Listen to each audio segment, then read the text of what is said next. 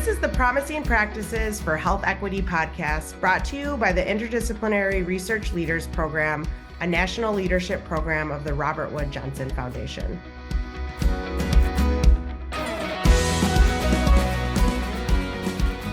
Welcome back to Promising Practices for Health Equity, a podcast created by the Interdisciplinary Research Leaders Program, or IRL, a national program funded by the Robert Wood Johnson Foundation. I'm your host, Krystal Lee. And I'm your co-host, J. Robin Moon. This is Season 3, Episode 5, Where the River Bends. In this season, we have been exploring our visions of the future. And today, we invite you into a very special gathering, our final annual IRL Minnesota Leadership Meeting, where our IRL community across the 7 cohorts came together to reflect on our journeys and imagine the future through the metaphor of our river. Rivers begin at headwaters, gather strength at confluences, and wind through gentle meanders, and sometimes rush forward in sudden rapids. Sometimes the river bends.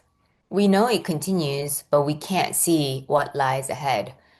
In our final IRL convening, we paused together at that bend to reflect on our journeys and imagine what comes next.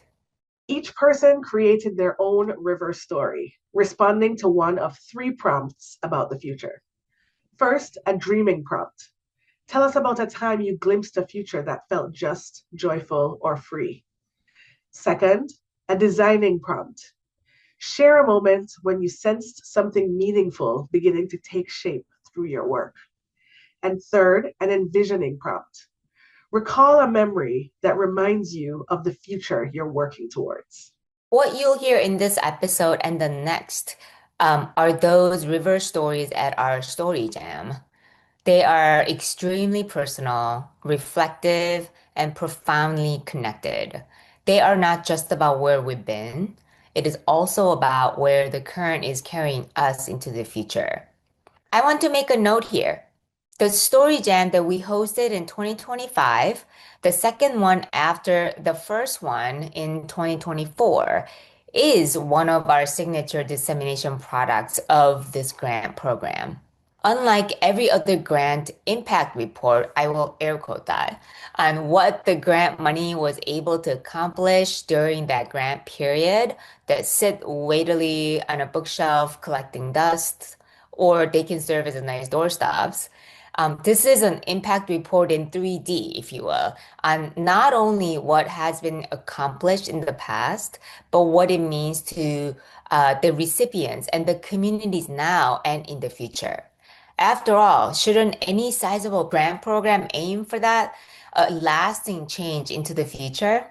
This is part 1 of our 2-part StoryJAM series, which features stories told by our IRL fellows and alumni, which we weave into a collective vision of the future. Beyond the meaningful significance we mentioned here, it's just really fun and funny, and you might even shed a tear. Today we will meet Where the River Bends. Let's take a listen.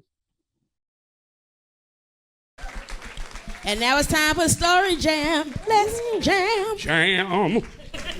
All right, thank you, and welcome to StoryJAM. So my name is Antonio Tovar, cohort 3 from Florida. And I think that something that have resonated through all these couple of days is the journey that we embrace. It has been a long time. Like, I think that something that also was shared many times is how we grow together as teams. There was a lot of, not in all the teams, but in some teams there was a lot of tension. There was some even broke out on some teams. And also was mentioned, like, I'm a community partner, so we have to be dealing with 2 academics. So there was always that negotiation in terms of we were in the middle, say, hey, like, this kind of science is good, this other kind of science is also good. We can mix them. It's okay.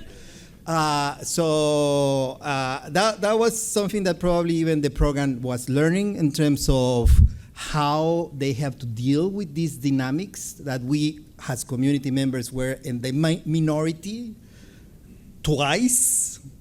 And like also some of the academics have to learn about how be equal in this relationship. Not just equal in terms of the knowledge, but also in terms of accessing data, in terms of finances, in terms of funds. There was always that fight with the academics. The institution, because many times the institutions, like we hold the funding for the communities that we have to we don't have a lot of fun on our organization, so we really need the support to keep moving. So all said that because there is a lot of communalities. There's also the journey, and that's what I did my car, because there's a journey. We doing field work, you spend a lot of time in the car. Or in other, anyways, how you need to move to one place to another. My story is about one time that the team was driving between one community to another community in Florida. We have a rental car. It was the middle of the night, and one of the pieces of the car started to fall off. So it started to make a lot of noise in the path. So let's say, what we are going to do? Like we stop. We call the agency. The agency say, oh, well, we can change you the car, it's okay, but you need to bring the car here, or you can wait tomorrow morning that we send someone to trade the car. So it was like, what we are going to do? Like, we don't have any ways to fix this. So I don't chew gum, but my other coworkers were chewing gum. So I say, why don't we try the gum? Like, we don't have glue, we don't have tape, we don't have anything, but we have gum. I even start chewing gum, and that's why I put my gum in this other side, because like we all put our little pieces of gum in the size of the car. There's just 30, 40 miles more to go. So we put the gum in the car, and we drive the rest of the 30, 40 miles to get to a town where we have a hotel, so we can wait for the next car the next day. So we improvise, and we have a commitment, we have a goal. So that's what many times I inspire to say, we have seen other kind of challenges. We are going to face other challenges. So we need to be creative, work as a team, and keep moving forward. And that's my story. Hello, Bruce Reilly with Team New Orleans, Cohort 4. Give it up. So I read the prompt, Dreaming. Tell us a story about a time you glimpsed a future that felt just, joyful, or free. And something came to mind immediately, and I was like, no, there's got to be more. I racked my brain. I tried to think of more moments, more times that I thought of I saw the future being just, joyful, or free. But I couldn't come up with anything else, so I had to settle on that prompt for my story. And so I'm sitting there in my room, and they called for volunteers. And my cellmate was like, I'm not getting up. I'm not volunteering for these people. I'm not giving them free labor or whatever. It's nighttime. It's snowing out. Hell's no. But I thought, wow, I haven't been outside at night in 11 years. This sounds like an interesting opportunity to try something different. And I didn't have a door on my cell at the time, but there's a door at the end of the hall that was locked. So I made it all the way down to minimum security, from medium, from max. So I had various experiences, but I always knew what was going to happen tomorrow, next week, next month, next year. I was working on people's cases. I was doing portrait art.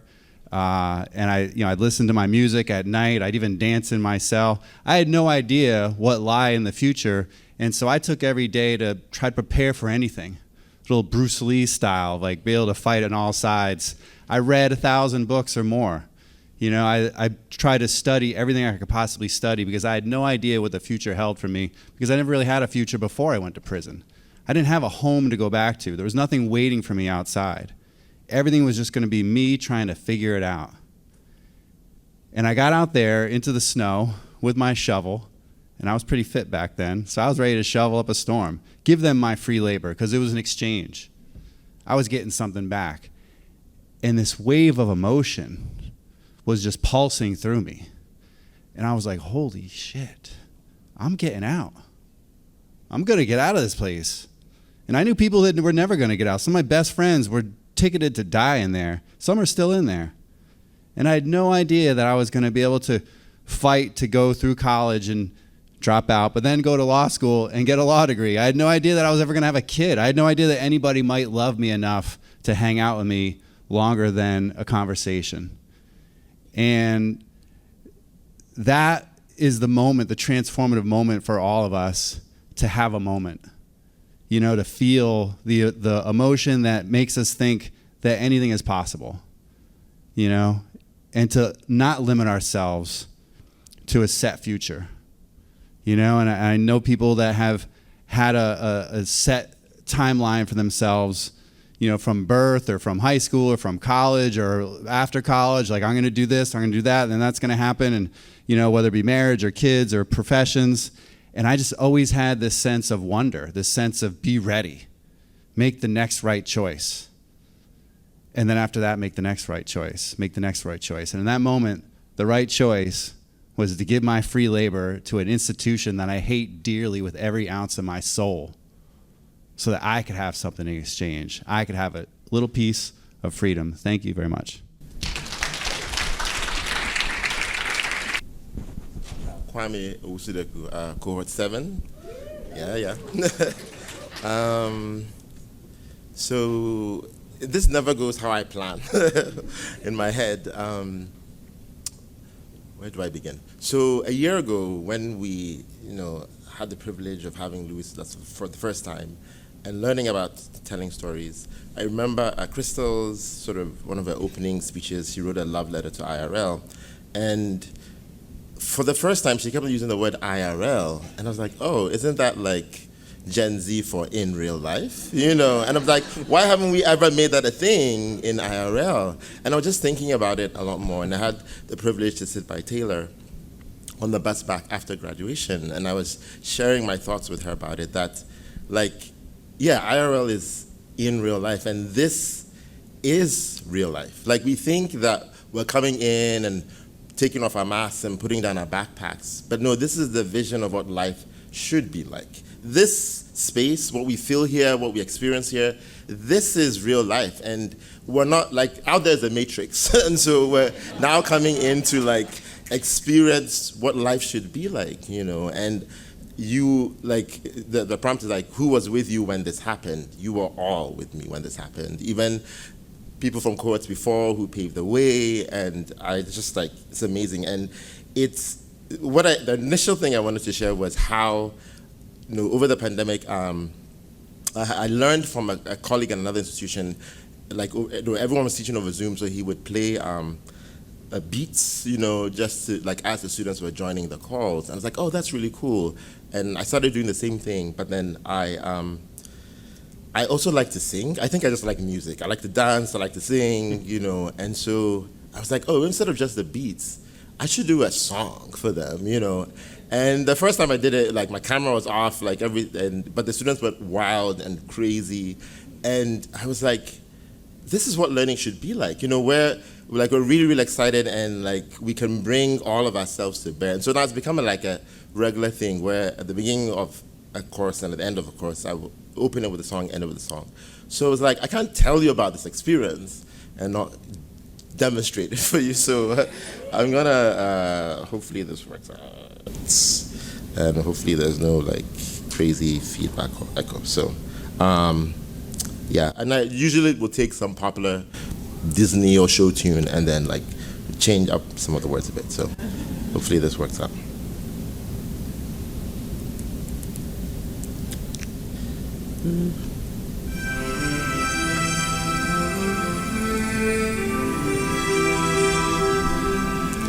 What I love most about rivers is you can't step in the same river twice. The water's always changing, always flowing. And people, I guess, can live like that, but we all must pay a price. To be safe, we lose our chance of ever knowing what's around the river bend, waiting just around the river bend. Please look once more, just around the river bend, beyond the shore where our dreams are reality. What do we hope for when we thought our fears would end? It's just around the river bend for us, waiting for us. Can you feel it there beyond these trees or right behind these waterfalls? Can you ignore the sound of my bat singing? Don't be a leader who only manages the realities of this time and never dreams that something might be coming just around the river bend, coming just around the river bend. Please look once more, just around the river bend, beyond the shore where our dreams are reality. What do we hope for when we thought our fears won't end? It's just around the river bend, just around the river bend. Will you stay your well-run course, steady as the beating drum? Will you keep things ho-hum? Is all my singing to no end? Our dreams will not wait for us forever, just around the river bend.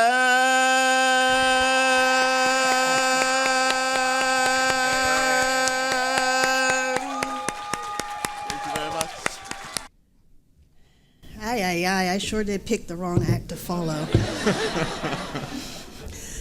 So I am Jess Owens-Young, a part of Cohort 7, Team DC. And this is a story of both designing and envisioning. Dear Search Committee members, I am excited to submit my application for an associate professor position in the School of Community Health and Policy at Morgan State University. My name is Jessica Owens-Young, and I'm currently a tenure-track assistant professor in the Department of Health Studies at American University. Since joining the AU faculty in 2016, I have taught undergraduate and graduate students, completed internally and externally funded research projects, and engaged in diverse service activities from the department to the field. I am a creative scholar teacher with extensive experience in research, teaching, and mentoring on and off campus, a strategic thinker, and a collaborative colleague who can support the mission and goals of SCHIP and MSU overall. My backgrounds in philanthropy and public health provide a unique lens to my teaching and scholarship, which I am excited to bring to MSU. You might be thinking that this is the letter that landed me my new role at Morgan State University. This letter was written a year and a half before I hit submit on the application. This letter, which is still in my Google Drive, was the seed that bloomed into where I am now. I sensed the change coming in late 2022 and early 2023. I had already submitted my tenure packet at American and was waiting for it to make its way through the process. While I trusted that administrative process, I was also trusting my own emergence as a scholar, educator, and as a person. I could see a glimpse of who I was becoming, and my angst turned into amazement. I didn't know at that time that I was writing my own possibilities. That letter was the beginning of seeing myself in a different space, in a different role, serving a different community. I had forgotten about that letter until I opened a new document in my Google Drive. It was listed as a suggested file. I opened it and heard my past self guiding me into my future. This moment taught me the meaning of writing your future. I didn't know it at that time, but it taught me that my words are powerful. Trust the seeds you planted. Let the roots ground you in fertile soil. Like this letter, that actually wasn't what I submitted. I wrote a completely other letter. But this letter helped me bloom through the cracks of possibilities. So I wish the same for you. Let your seeds bloom and lift you to the future that you create. Thank you. Good morning, everyone. Good morning. I chose prompt. I'm responding to prompt 3. I'm telling a story about a future that I am working towards. I went to 4 high schools in the 3 countries. I was perpetually new and bad at it. Often awkward, seriously unpopular. I don't know why.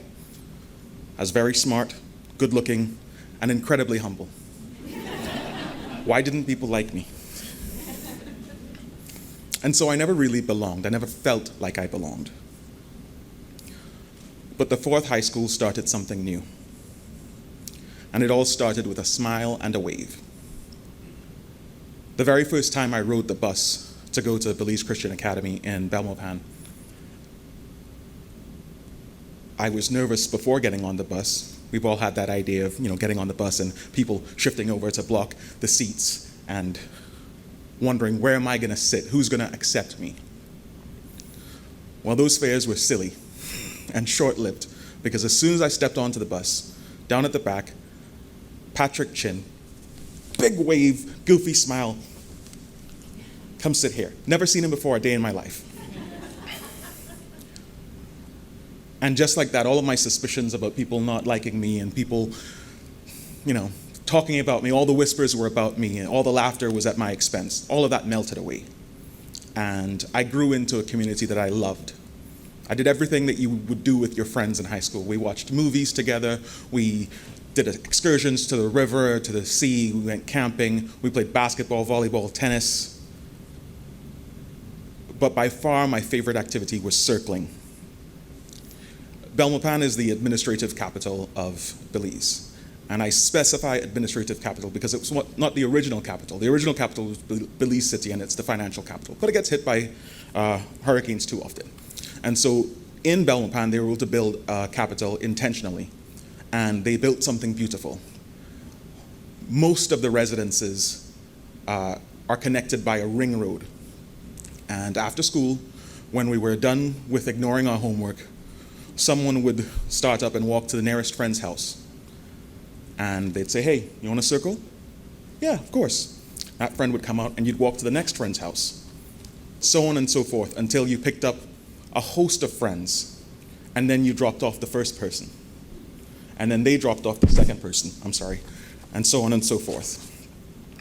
I loved it. I loved it so much. After Belize, I missed circling. About 10 years ago, Krystal and I adopted Sydney, a Lhasa Apso Shih Tzu queen mix. She demands long walks. At first, the long walks were difficult for me. I wasn't in the best of shape. My back would hurt, all that kind of stuff. But, we circled because Sydney.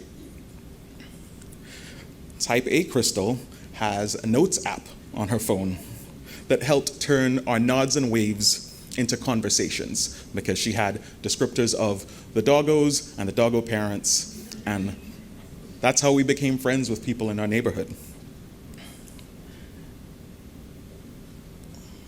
It's not quite the same as when I was in high school, but now our friends stop by our front yard, and it feels like my circle is completing. And now, as part of a family on the block in our neighborhood that is seen as popular in the neighborhood, everybody knows us. Everyone has something nice to say about us. Now it's my turn to give the big wave and the goofy smile when I see someone new, or I see a new dog that I like, and welcome someone new into my circle. Thank you. Hello, David Craig, Team Indiana, Cohort 7. Fight the power, baby. So this is a response to either prompt 1 or 3. I'm not sure.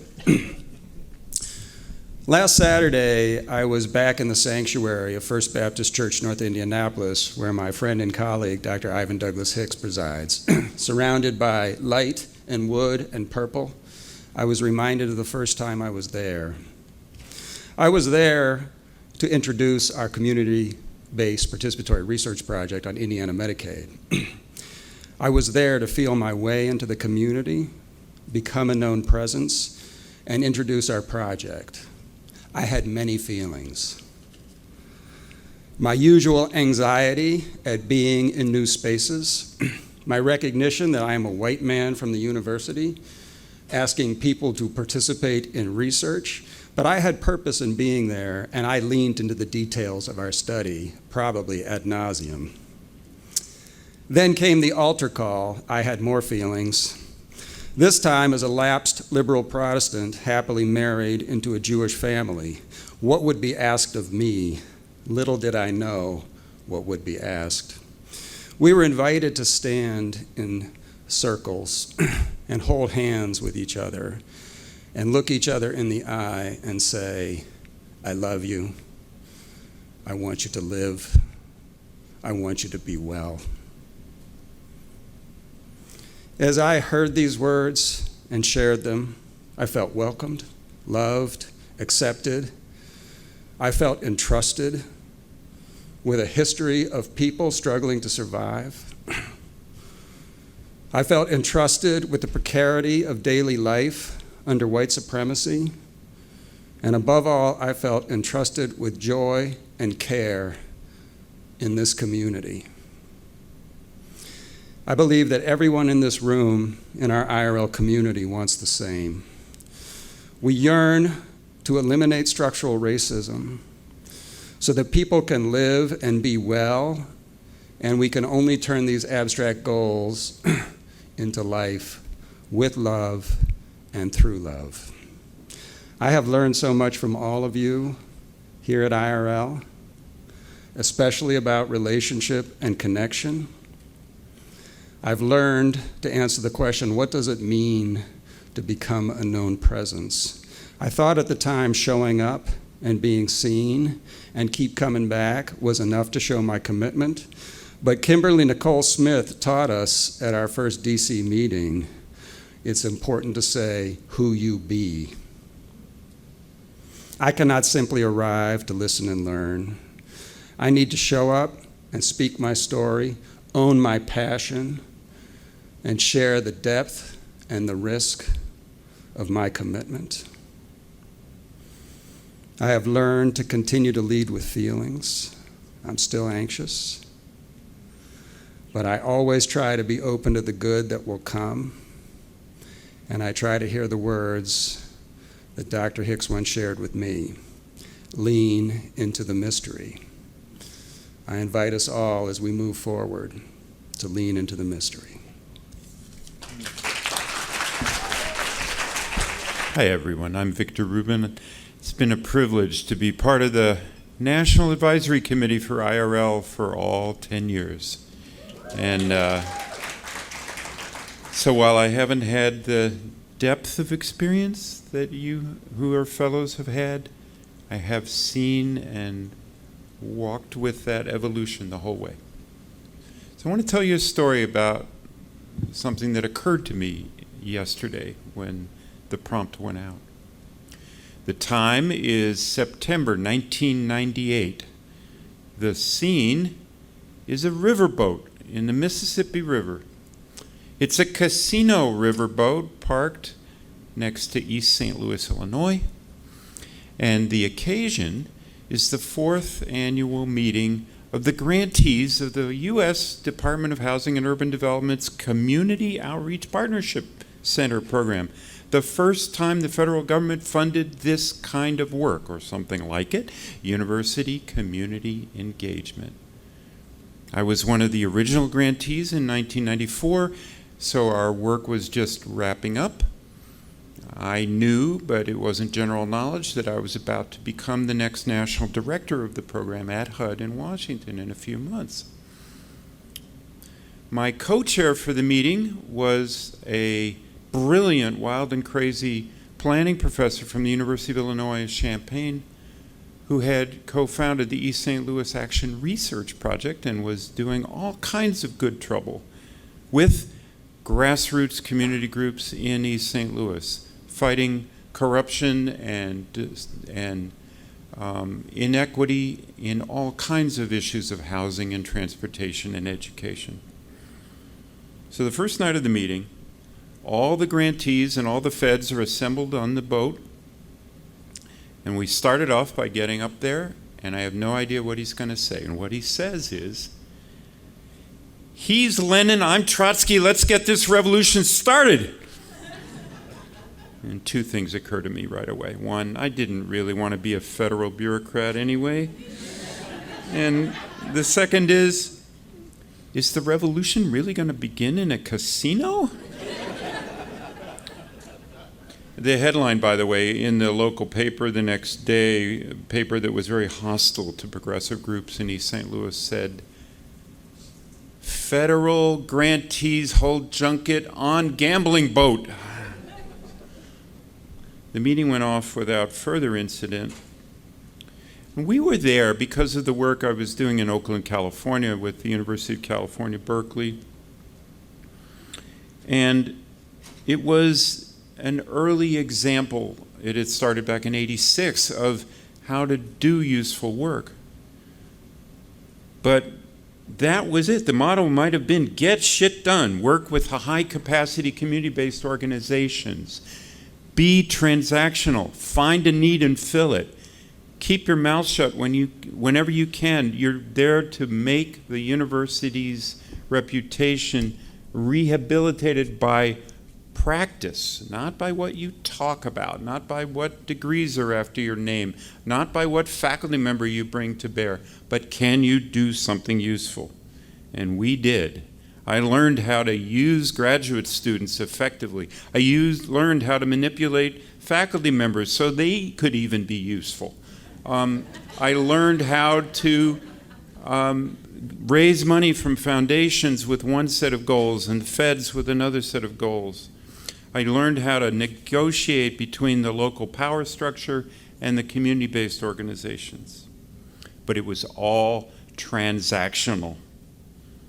It was all about me and the faculty member who was the director of it all, who was a major player in the city, and a number of other of us getting stuff done, but not paying attention. And Regina knows this history, and it's so good to reconnect with you. It wasn't about the things that IRL has come to prize, and that's why it came to mind yesterday. It wasn't about the humanity of the endeavor. It wasn't about the feelings and understanding and growth and evolutionary path of the people who are involved. It wasn't about the equity in the relationship between the community partners and the university partners. It wasn't about rethinking the very business of research from the ground up so that you could create something more consistent with the values that were behind the work. It was just about getting shit done. And in the 20 years or so since then, I've had any number of opportunities to both participate and evaluate and fund and write about this world that we're all in, and that you're in for life, whether you realize it or not, of the relationship between universities and communities. And there has been nothing like IRL anywhere at any time that I've ever seen. And the values that this program and you all place on the relationship side of things, on the way in which we think, feel, and work, is going to be a legacy that far exceeds any of the technical work that we all do. So that's what came to mind. And as the NAC held its final meeting yesterday and we talked about how the message is going to go forward, that's part of the message I know I'm moving forward. Thank you. Hello, everyone. Robert Salcido, Cohort 2, Team San Antonio. Shout out to all the queers. I did not feel this love in cohort 2, so I'm just like, woo, yes. So this kind of goes along with the first prompt, but it's a letter of gratitude to IRL. To my beloved IRL family, I came into this program hoping to gain knowledge, tools, and maybe a line or two to add to my resume. What I walked away with was so much more, and yes, that includes a few gray hairs. I gained relationships that will last a lifetime. Oh, sorry. I also learned the quiet art of knowing exactly who to avoid in the buffet line. Y'all do it, don't. I leaned into issues of inequity, not just as an abstract problem, but as a real opportunity to seek solutions. And being part of the EDI task force for the last 8 years has added to my purpose in this continued work. As a queer brown person, I didn't always feel a sense of belonging in every space that we were in. But it was the strong Black women like Miss Bobby, Zinzi, Michelle, Regina, Dawn, and Bania who wrapped their arms in love around me. They were the ones who created space for me just to be me. From late night bonfires with drinks in hand, to convenings across the country, to thoughtful gifts and well wishes when I got married, they were there. They showed up when my heart was broken with a huge spray of flowers at my brother's funeral. They showed up when my health was in question, with calls from Zinzi when I was diagnosed with cancer, with Miss Bobby praying over me over the phone, and with random texts filled with scripture, prayer, and love. And I'm not religious, but they were there. Yes, IRL gave me research models, dissemination strategies, and the skills to pen an academic article. But more importantly, it reminded me that it's okay to open my mind, my heart, and my soul to strangers, who in time became family. Together, we shared a common goal, making the world a better place. And while the work isn't finished, I carry forward everything I learned here: knowledge, courage, resilience, and love. And in every future space I step into, to pursue the feeling of just joy and a spirit of being free. So thank you, IRL, for the gray hairs, the tools, the relationships, the memories, and most of all, for changing me in ways no syllabus or curriculum could have ever prepared me for. With love, Robert.